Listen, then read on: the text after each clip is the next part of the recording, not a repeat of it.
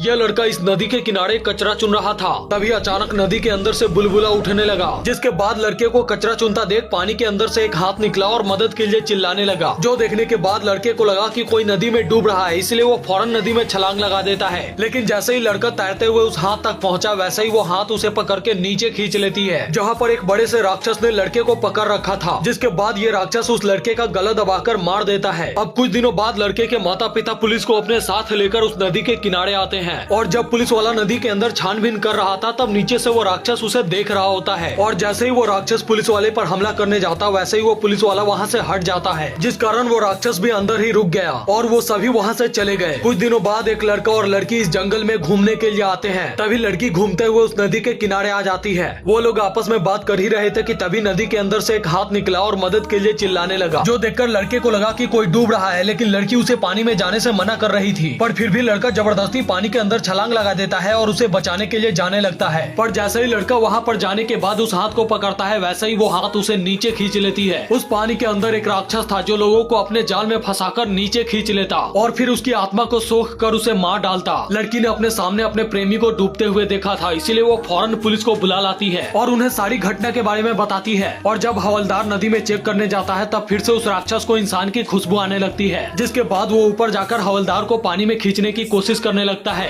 लेकिन हवलदार अपनी जान बचाकर वहाँ से भाग जाता है, जिसके बाद पुलिस को शक हो जाती है कि नदी के अंदर जरूर कुछ न कुछ है। तब लड़की उस लड़के के लिए दिन भर रोती रही और बाद में उसने भी राक्षस के हवाले करके खुद को खत्म करने का फैसला किया। पर जैसे ही वो खुद को खत्म करने के लिए राक्षस के करीब गई, वैसे ही पीछे से किसी ने उसे आवाज दिया। लड़की जब मदद के लिए उसके करीब गई, तब वो एक लड़का था। लड़के ने जब अपने बैग के अंदर से एक पत्थर निकालकर नदी में फेंकी, तब राक्षस 6 फीट ऊपर आया और वापस पानी में चला गया। लेकिन लड़की राक्षस से अपने प्रेमी का बदला लेना चाहती थी, इसीलिए वो लड़के से मदद मांगती है। लेकिन तभी वो लड़का अचानक से एक पिशाच में बदल जाता है, जो देखने के बाद लड़की और डर गई। लेकिन उसने उसे शांत किया और कहा कि इस राक्षस से खत्म करने के लिए सिर्फ मेरी शक्ति काफी नहीं, बल्कि इंसान की ताकत भी चाहिए, इसीलिए तुम्हें मेरा साथ देना होगा। जिसके बाद पिशाच ने अपने बेटे के साथ मिलकर तीनों ने एक प्लान बनाया और फिर लड़की को इंसान के साथ साथ पिशाच की भी शक्ति दी। तभी उस नदी के अंदर कुछ लोग जहरीली गैस का छिड़काव कर रहे थे, और जब वो जहरीली गैस राक्षस के नाक तक पहुंचती है, तब वो बहुत ज्यादा परेशान हो जाता है, क्योंकि उस जहरीली गैस के कारण उसके नाक और मुंह जल रहे थे। अब उनके यहाँ से जाने के बाद एक परिवार जब इस नदी के किनारे से गुजर रहा था कि तभी उनकी गाड़ी रास्ते में खराब हो जाती है। तब गाड़ी के अंदर बैठा उनका छोटा बेटा बाहर निकला और चुपके से नदी के किनारे घूमने के लिए चला गया। नदी के किनारे पहुंचकर जैसे ही वो शोर मचाता है, वैसे ही पानी के अंदर मौजूद राक्षस को पता चल जाती है और वो पहले की तरफ फिर से डूबने का बहाना करके नाटक करने लगता है। पर इस बच्चे को तैरना नहीं आता था, इसीलिए वो नदी में जाने के बजाय बगल में पड़ी एक रस्सी को पानी में फेंक देता है। पर जब वो उस रस्सी को खींचता है, तब पानी के अंदर से राक्षस के बदले एक लड़का निकलता है।